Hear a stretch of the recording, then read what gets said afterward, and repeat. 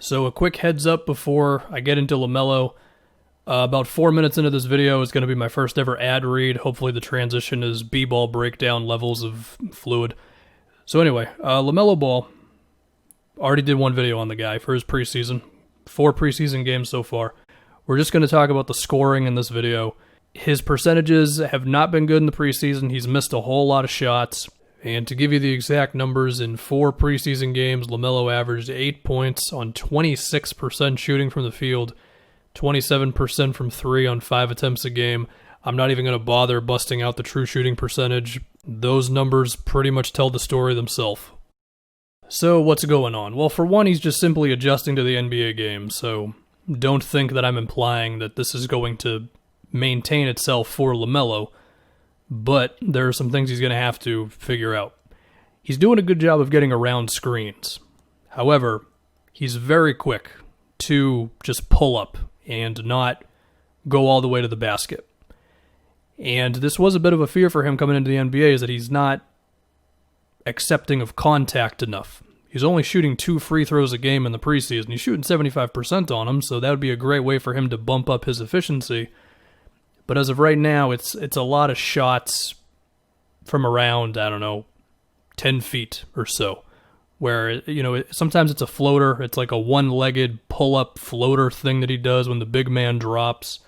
Sometimes he kind of draws contact, but not totally. And it's like this sort of scoop shot, or it's a hook shot, or it's some sort of falling away, one-armed thing. And he's just got to figure that stuff out. Sometimes it would be better for him to just simply keep going to the rim, because I feel like he could do a good job of evading the big guy. Other times he could probably just keep his dribble alive and just keep the play going and maybe force the big to switch on to him. That's something that Jamal Murray has become really, really good at. He's got to figure out something, because what he's doing right now, it's probably not going to work unless he becomes amazing at these sort of in-between the basket and the free throw line shots. Now, for what it's worth, I think when he has taken the extra dribble and been okay with the big guy potentially actually touching him, he has shown some decent evasiveness to sort of get the ball around the guy or whatever it may be. He has had a couple of pretty looking layups so far. So he's got the potential there, but it's just something he's going to have to build on. If we can talk about his shooting now. So the main thing with Lamelo's shooting is if his form just stays consistent and stays compact, if his elbow's not flaring out, if his legs are not shooting out after he releases the ball or whatever. And he has improved on those things according to scouts. It's not like I was watching him internationally. And the other big question with Lamelo's shooting was his shot selection. So if he's mainly taking open threes and the form just stays the way it should, then I think we can expect Lamelo to figure out the jump shot, but it's not a certainty. And there are some guys where we say, well, when that guy figures out how to shoot, and they don't do it. At the same time, we also thought Lonzo had no chance of being a shooter, and he just had a pretty damn alright three-point shooting season. So we give Lamelo that, and also Lamelo's free throw shooting internationally has been pretty alright. Not amazing, but pretty good. He was at 72%.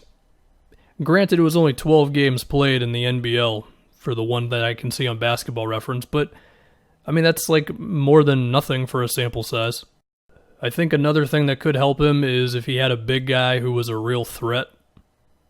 I mean, if we look at the guys who are setting screens for him, it's a whole lot of Biyombo and Cody Zeller, which are 2 dudes that the defense is not exactly scared of in any way, so it gives the big guys a lot of luxury of just dropping on Lamelo and egging him on to take those jump shots and floaters. And speaking of floaters, there's an app you can float into called Flick Sports. The main thing with this app is that you can make money betting on NBA games. It doesn't cost you any money. It's not a scam, trust me on this one. And it's also a social group for sports fans. There are live chats for every single game. I plan to be in there myself. You can react to news articles, there's polls, there's quizzes if I can ever think of one. So the link for my group on Flick Sports is going to be in the description as well as the pinned comment. And make sure you use the link because the group is private as of right now. That's not going to last too long, but as of right now it is. And back to Lamelo. I guess the Hornets do have some small ball center options. There's PJ Washington, maybe. I mean, PJ's what, 6'8", something like that. There's Jalen McDaniels, who's 6'10", who actually is willing to shoot threes, so perhaps he could be a stretch guy to help out LaMelo. One problem with McDaniels is a little on the slim side, so maybe he wouldn't be able to handle it like that. It would also be cool if LaMelo had a real lob threat.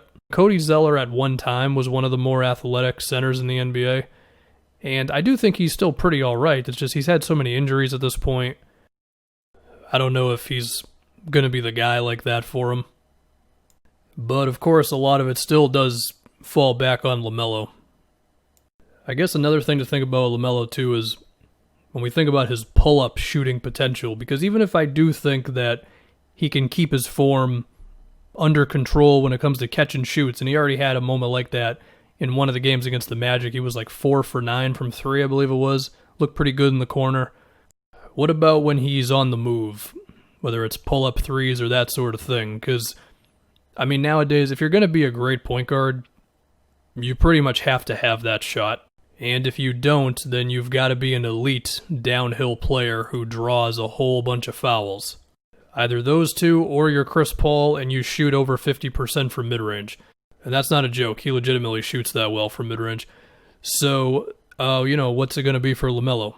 I think the best bet is it's a combination of all those things. I don't know if he projects to be amazing at any one of those things, but if he can grow to good enough at all of them, then he can be an efficient scorer to go along with the passing and the rebounding. And the defense is a conversation as well. You know, how much does he really lock into that side of the floor, and how much defensive IQ does he have?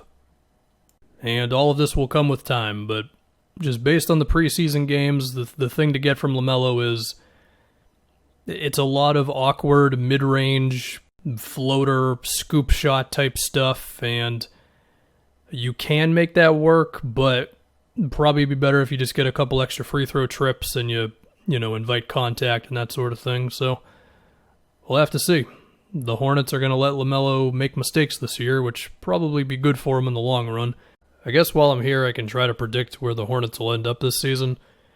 So Hayward broke his finger or something like that, which continues my belief that he has legitimately been cursed by someone, because how else can you explain another unlucky injury for the guy? But at the same time, apparently he might still end up playing pretty early on, so there's that. I mean, to me, the top 8 teams in the Eastern Conference have already been established. It's the 6 teams that everybody knows about, and then the Pacers and the Wizards. As far as the order of all that, I don't know. Now, we do have the 2 extra teams for the play-in game, and when I compare the Hornets to the Hawks, the Bulls, and the Magic, I guess they could be there. I mean, Orlando, I feel like defensively the Magic are still going to be all right with Steve Clifford, even if they don't have Isaac. The Hawks should take a big jump on offense. The Bulls, I mean, they've got talent. We're going to have to see. I think the Hornets have a shot at getting into the play-in tournament. If you made me make a pick right now, I don't think they will, but I'm not ruling it out. I think they'll be in competition for it. And I guess in a 72-game season, what would be the goal? Like 30 wins for this team? I think they have a chance to creep up into being, let's say, a mid-tier offense, especially because I think they're going to shoot a crap ton of threes. But that's not good enough if your defense isn't awesome, and I don't think their defense is going to be that great. I mean, last year they were 24th in defensive rating, and I don't think the center rotation of Bismack and Zeller is suddenly going to hold teams down and stuff, so I would go no on them making the playoffs.